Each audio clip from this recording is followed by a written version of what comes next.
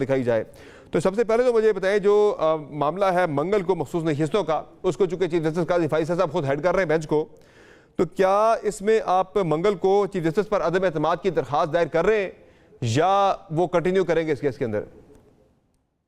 देखें, एक चौथा केस भी है जो कल सुबह लगा हुआ है, कॉन्टेम्प्ट ऑफ कोर्ट जो हमने फाइल कर रखी है डीसी, चीफ कमिश्नर और आईजी वगैरह के खिलाफ, जो इन्होंने हमारे जलसे की मनसूखी का नोटिफिकेशन जारी किया, जो कि कोर्ट आर्डर की रोशनी में हमें मिला था। That is a clear contempt of court, हम ये समझते हैं।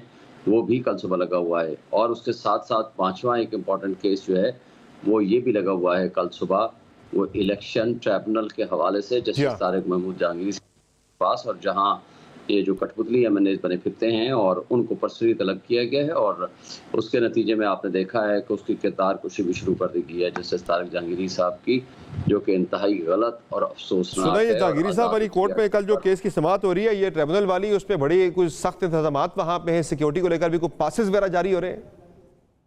जी, पासेस जारी किए हैं उन्होंने, और हर एक को 10-10 या 15-15 बंदों का लिस्ट मांगी है, और उसमें उन पासेस की बुनियाद पर कोर्ट में दाखिला होगा। वो स्पेसिफिक चाहते हैं या किस वजह से ये हुआ, सारे मामलात हुए, इंतजाम इतने सख्त कर दिए गए सिक्योरिटी का? बाकी सिक्योरिटी का भी मामला होता है, और कोर्ट के अंदर आपको याद होगा कि जब इमरान खान साहब के केसेस होते थे कॉन्टेम्प्ट ऑफ कोर्ट वाले स्पेशली, तो जस्टिस अतार अल्लाह साहब भी पासेस 15-15 हमसे मंगवाया करते थे, और उन पासेस की बुनियाद पर ही दाखिला होता था, क्योंकि कोर्ट के अंदर बैठने की गुंजाइश जितनी होती है उस हिसाब से वो दाखिले की गुंजाइश होती है। तो लिहाजा वो हर पार्टी से वो बंदों की लिस्ट लेके, तो उसके अंदर वो सिक्योरिटी पॉइंट ऑफ व्यू से भी और अदालत के अंदर भी, ताकि कोई इशू ना बने, इस वजह से वो। और उसके साथ एक और इम्पोर्टेंट केस भी परसों लगा हुआ है, और जो वो ये हमने ऑर्डिनेंस को चैलेंज किया है, और जो इलेक्शन कमीशन के इलेक्शन एक्ट में जो तरमीम की जा रही है कि रिटायर्ड जजेस भी ट्रिब्यूनल को हेड कर सकते हैं, जी, उस हवाले से वो परसों को chief justice Islamabad high court के पास लगे हुए हैं। तो ये सारे केसेस हैं तो जिनको हम ये समझते हैं, और इसी हफ्ते ही बल्कि इमरान खान के खिलाफ तौहीन इलेक्शन कमीशन का केस भी फिक्स है, आई थिंक 11 तारीख को है। ये सारे केसेस इसी हफ्ते में फिक्स हैं। आधा दर्जन से ज़्यादा ये केसेस हो गए। जो इम्पोर्टेंट, जो मैं बात कर रहा था, जो इम्पोर्टेंट मामला है वो है मखसूस नशिस्तों का, जो कि इम्कान है कि मंगल को इस केस की समाअत जो है वो वाइंड अप हो जाएगी, और मुमकिन है कोई शॉर्ट ऑर्डर जारी हो जाए या फैसला महफूज कर लिया जाए। तो चीफ जस्टिस साहब के हवाले से जो तहरीक साहब ने पिछले हफ्ते जो गुफ्तगू की है, जो खान साहब ने भी जेल से कहा, उन पर अदम एतमाद की बात की, क्या तहरीरी कोई अदम एतमाद आप मंगल को चीफ जस्टिस के खिलाफ कर रहे हैं या कंटिन्यू करेंगे चीफ जस्टिस ही? आपको ये एतराज़ जुबानी ही आपकी रहेगा, उन पर एतराज़ तहरीरी आप कोई नहीं करेंगे? मेरा ख्याल है ये कल हमारी लीगल टीम फैसला करेगी, और जो हमारे वकला साहबान उस केस में पेश हो रहे हैं उनकी कंसल्टेशन से फैसला होगा। लेकिन ऑफिशियली इमरान खान साहब ने चूँकि ये वाज़ेह तौर पर अदम एतमाद का इजहार कर दिया है, और मेरा ख्याल है कि अब के बाद उसूली तौर पर तो चीफ जस्टिस साहब को इसमें बैठना नहीं चाहिए था, और अगर वो बैठते तो इन एतराज़ात का पहले फैसला करते, जो कि पिछले केस में भी उन्होंने फैसला करने की बजाय वो ऑर्डर। आपकी क्या राय है शेख शाहीन साहब, बीइंग सीनियर लॉयर पीटीआई की लीगल टीम का आप भी हिस्सा है, आपकी ज़ाती राय क्या है कि तहरीरी तौर पर अदम एतमाद की दरख्वास्त पीटीआई को दायर करनी चाहिए या नहीं करनी चाहिए? देखिए, उसूली तौर पर तो कर देनी चाहिए। वजह यह है कि देखें, इस केस में 5 मेंबर बेंच का फैसला मौजूद है, जो ये कहता है कि जस्टिस काजी फैसल साहब को इमरान खान साहब के केसेस नहीं सुनने चाहिए। दारे उनके खिलाफ एक रेफरेंस फाइल हुआ था, उसके बाद एक बैड टेस्ट वाली पोजीशन आ गई कि इंसान, हर इंसान कोई भी हो, मेरे खिलाफ अगर किसी ने कोई एक्शन किया होता है तो मेरे दिल में ये नहीं होता कि वो मोहब्बत के जज्बे पैदा हो जाएंगे। तो अब तक फिर वो फैसले की बात भी आप बार बार करते हैं, लेकिन सब कुछ आप जुबानी करते हैं। किस चीज़ ने आपको रोके रखा कि आप तहरीरी कोई ऐसा एतराज़ दायर ना करें अब तक? देखिए, उसमें तो कोई फ़र्क नहीं होता कि अगर आप तहरीरी करें या ज़ुबानी करें। अदालत का पहले तो खुद फ़र्ज़ होता है कि वो खुद अपने आप को अलग कर ले।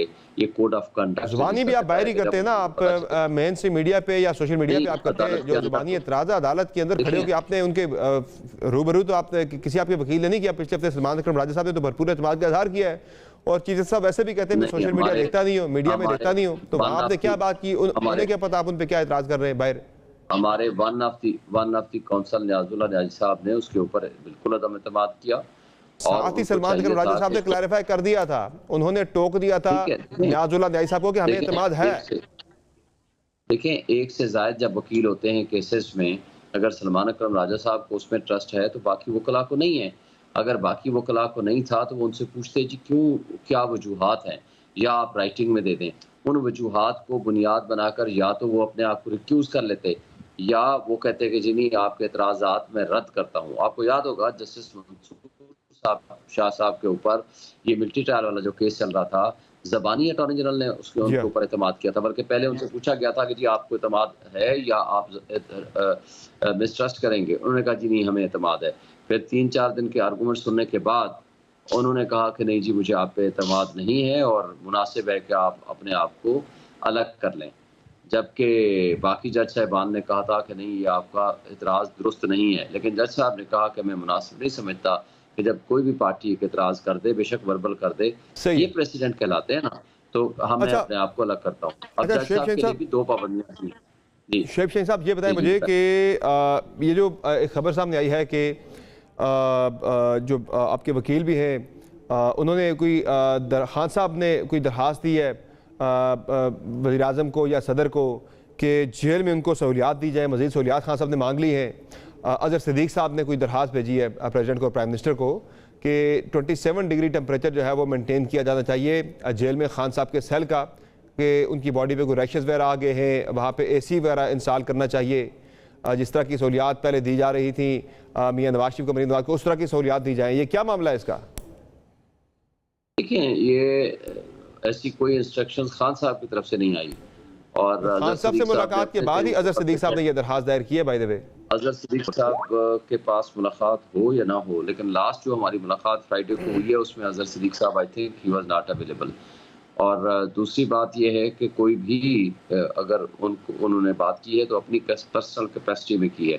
इमरान खान साहब ने मीडिया से भी बात की और हम सब के सामने बात की। उन्होंने ये नहीं कहा कि मुझे ये सहूलियात चाहिए। उन्होंने सिर्फ ये कहा कि जो डिस्क्रिमिनेशन हो रही है, यहाँ आप हमारे लोगों, हमारी लीडरशिप को मिलने नहीं देते और उस हवाले से इंटेलिजेंस एजेंसीज़ का जो जेल अथॉरिटीज़ के ऊपर कंट्रोल है, वो नामुनासिब है। फिर उन्होंने उसका तज़किरा किया कि मैं अपने लिए कोई बेनिफिट क्लेम नहीं माँग रहा, ना कोई सहूलत माँग रहा हूँ।